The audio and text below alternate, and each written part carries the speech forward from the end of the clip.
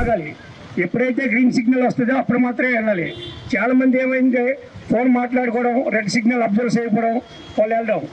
వీళ్ళు వెళ్తారు, మరి అవతల గ్రీన్ సిగ్నల్ వచ్చింది కదా, వాళ్ళ టైంలో వాళ్ళు వస్తారు. కాబట్టి ప్రతి ఒక్కరు కూడా సిగ్నల్ని పాటించండి. రెడ్ సిగ్నల్ వచ్చేటప్పుడు ఆగండి, గ్రీన్ సిగ్నల్ వచ్చేటప్పుడు వెళ్ళండి. ఎవరైనా సిగ్నల్ జంపింగ్ చేస్తే మేము ఎంఏ పైన అయితే వేస్తున్నాం, అయినప్పటికీ యాక్సిడెంట్లు జరుగుతున్నాయి. ఇప్పుడు ఒకసారి యాక్సిడెంట్ జరిగిన తర్వాత మనం ఏం చేయలేము. చాలామంది లాస్ అయిపోతున్నారు, వాళ్ళ ప్రాణాలు లాస్ అవుతున్నారు, కొంతమంది హ్యాండిక్యాప్ పర్సన్స్ అవుతున్నారు. కాబట్టి సిగ్నల్ దగ్గర మాత్రం తప్పనిసరిగా సిగ్నల్ పాటించండి. రెడ్ సిగ్నల్ ఉండేటప్పుడు ఆగండి, గ్రీన్ సిగ్నల్లో వెళ్ళండి. అలాగే ప్రతి ఒక్కరు కూడా హెల్మెట్ ధరించండి. యాక్సిడెంట్ అయ్యే ప్రతి దానిలో కూడా హెల్మెట్ లేని వాళ్ళే చనిపోతున్నారు. కాబట్టి ప్రతి ఒక్కరు కూడా హెల్మెట్ ధరించండి. అలాగే డ్రంక్ అండ్ డ్రైవ్ చేయొద్దు. మ్యాక్సిమం ప్రతి సిగ్నల్ దగ్గర కూడా మేము డ్రంక్ అండ్ డ్రైవ్ కండక్ట్ చేస్తున్నాం, అది డే అండ్ నైట్. అలాగే ట్రిపుల్ రైడింగ్, అలాగే మైనర్ డ్రైవింగ్. లైసెన్స్ లేకపోతే ఫైన్ 5,000. కాబట్టి ప్రతి ఒక్కరు కూడా లైసెన్స్ తీసుకోవాలి. ఫస్ట్ ఎల్ఆర్ఆర్కి అప్లై చేయాలి, తర్వాత 3 monthsలో రెగ్యులర్ లైసెన్స్ వస్తుంది, అప్పుడు మాత్రమే వెహికల్ తీయాలి. నెక్స్ట్ చాలామంది పేరెంట్స్ మైనర్లకి వాళ్ళు వెహికల్ ఇస్తున్నారు.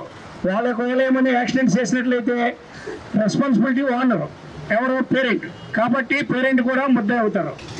ఈ మైనర్ ఏంటంటే వాళ్ళకి తెలియదు, వాళ్ళకి డ్రైవింగ్ సెన్స్ ఏంటి తెలియకుండా ఓవర్ స్పీడ్ వెళ్ళడం వల్ల చాలామంది యాక్సిడెంట్లు అవుతున్నాయి. దానివల్ల వాళ్ళు హ్యాండిక్యాప్డ్ అయిపోవడం, వాళ్ళ ప్రాణాలు పోగొట్టడం జరుగుతుంది.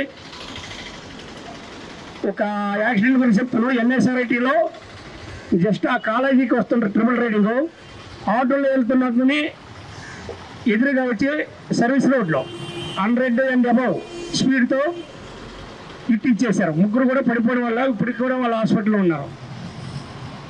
కాబట్టి ప్రతి ఒక్కరు కూడా ట్రాఫిక్ రూల్స్ పాటించండి.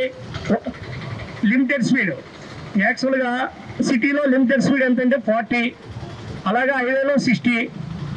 కాబట్టి స్పీడ్ లిమిట్ పాటించండి, హెల్మెట్ పెట్టుకోండి, సీట్ బెల్ట్ ధరించండి. ప్రతి ఒక్కరు కూడా ట్రాఫిక్ రూల్స్ పాటించండి. ఈ ట్రాఫిక్ రూల్స్ వైలేషన్స్ అనేది ఫైన్లు వేస్తున్నాం. ఎవరు కూడా వాళ్ళకి సపోర్ట్గా ఎవరు కూడా ఫోన్ చేయొద్దండి. ట్రాఫిక్ రూల్స్ ప్రతి ఒక్కరూ పాటిస్తేనే మనం కరెక్ట్గా మన ఇంటికి చేరుకుంటాం. ఈ కార్యక్రమాన్ని చాలా దిగ్విజయంగా చేస్తున్న ఓఎస్జీ ఆర్గనైజేషన్కు మరియు గ్రామీణ ఆరోగ్య సంస్థ వారికి మా ఆనందపురం ట్రాఫిక్ పోలీస్ తరఫున, సిటీ పోలీస్ తరఫున ప్రత్యేక ధన్యవాదాలు తెలుపుకుంటున్నాం. Thank you. పాటించండి పాటించండి పాటించండి పాటించండి.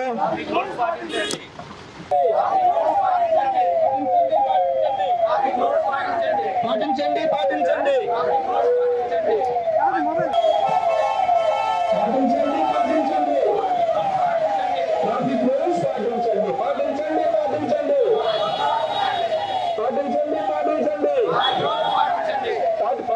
మరి ఈ కార్యక్రమంలో పాల్గొన్న వెంకటేశ్వర స్కూల్ స్టూడెంట్లకి అందరికీ ఆనందపురం ట్రాఫిక్ పోలీస్ స్టేషన్ తరఫున, అలాగే మా సిటీ పోలీస్ తరఫున ప్రత్యేక ధన్యవాదాలు తెలుపుకుంటూ, ఇలాంటి కార్యక్రమాలు మీరు ఎన్ని కార్యక్రమాలు చేసినా మీ అందరూ కూడా ఎప్పుడు కూడా మేము కోఆపరేట్ చేస్తామని, ఇలాంటి కార్యక్రమాలు చేసి ఎంతో కొంత రోడ్డు ప్రమాదాలని నివారించగలరని, అలాగే ట్రాఫిక్ రూల్స్ని అందరికి కూడా కల్పించగలరని, ఇలాంటి ఆర్గనైజేషన్ ప్రతి విద్యా సంస్థలు కూడా చేయమని, దానికి మేమందరం కూడా కోఆపరేట్ చేస్తామని తెలియపరుస్తూ ఈ కార్యక్రమం నిర్వహించిన శివ గారికి మరియు గ్రామీణ ఆరోగ్య శాఖ వారికి అందరూ కూడా ప్రత్యేక ధన్యవాదాలు తెలుపుకుంటూ సెలవు తీసుకుంటున్నాం. అందరికీ నమస్కారం అన్న. క్లోజింగ్ సెరమనీ కాబట్టి విషయం ఏంటంటే, ఇటువంటి మంచి మంచి కార్యక్రమాలు మళ్ళీ ఆనందపురం మండలంలో మేనేజ్మెంట్ వారు చెప్పినట్టు నేలగూడెం జంక్షన్ అనేది పెద్ద జంక్షన్ అయింది. దాని తర్వాత మనకి సత్తరూరు జంక్షన్ ఒకటి ఉంది. ఆ 2 జంక్షన్లు ఎక్కడో కాడ మనం ప్లాన్ చేసి ఇంతకన్నా ఎక్కువ మంది పిల్లలు అటెండ్ అయ్యేటట్టు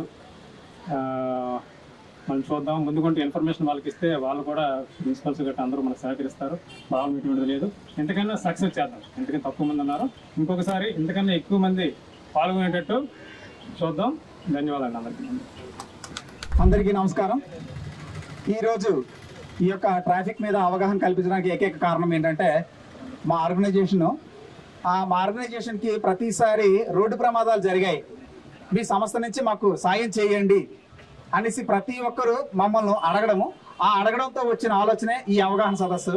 ఈ అవగాహన సదస్సు రావడానికి తర్వాత మొదటగా మేము తగరబస్సులో మనం చేసింది అక్కడ అయిపోయింది. తర్వాత ఆనందపురంలో కూడా చేస్తే బాగుంటుందని ఒకే ఒక కార్యక్రమంలో మేము కూడా ఒక భాగస్వామ్యం అవ్వడం మాకు చాలా ఆనందంగా ఉందనేసి వాళ్ళు కూడా వచ్చారు. అదేవిధంగా శ్రీ వెంకటేశ్వర స్కూల్ పిల్లలు వాళ్ళు ఏంటంటే పిల్లలతోనే ఎందుకు చేపిస్తున్నామని అంటే ఇప్పుడు తెలియాలి వాళ్ళకి. ఎందుకంటే అది కూడా 9th 10th పిల్లల్నే తీసుకురమ్మని చెప్పాను అన్నమాట సార్ని. ఎందుకు తీసుకురమ్మని అంటే 10th అయిపోయినమ్మటనే నేను 10th పాస్ అయ్యాను, నాకు బైక్ కావాలి అని ఫస్ట్ పిల్లల తల్లిదండ్రులకి బ్లాక్మెయిలింగ్, మీరు నాకు బైక్ ఇస్తేనే నేను స్కూల్కి వెళ్తాను లేకపోతే కాలేజ్కి వెళ్తాను అనేసి ఒక బ్లాక్మెయిలింగ్ స్టార్ట్ చేశారు. ఆ స్టార్ట్ చేయడంతో వచ్చిన ఆలోచన ఈ అవగాహన ర్యాలీ అనేది. అయితే కాలేజీలకు వెళ్ళే వాళ్ళు కూడా కాలేజీల దగ్గర చూడండి పెద్ద పెద్ద బైక్స్తోని కాలేజీలకు వెళ్తున్నారు, అక్కడ పార్క్ చేస్తున్నారు, వెళ్తున్నారు. కాలేజీ యాజమాన్యం కూడా అడగట్లేదు దీన్ని. మీకు ఇంటర్ పిల్లలు వయసు మితి మీద 16-17 తప్ప ఎక్కువ ఉండదు.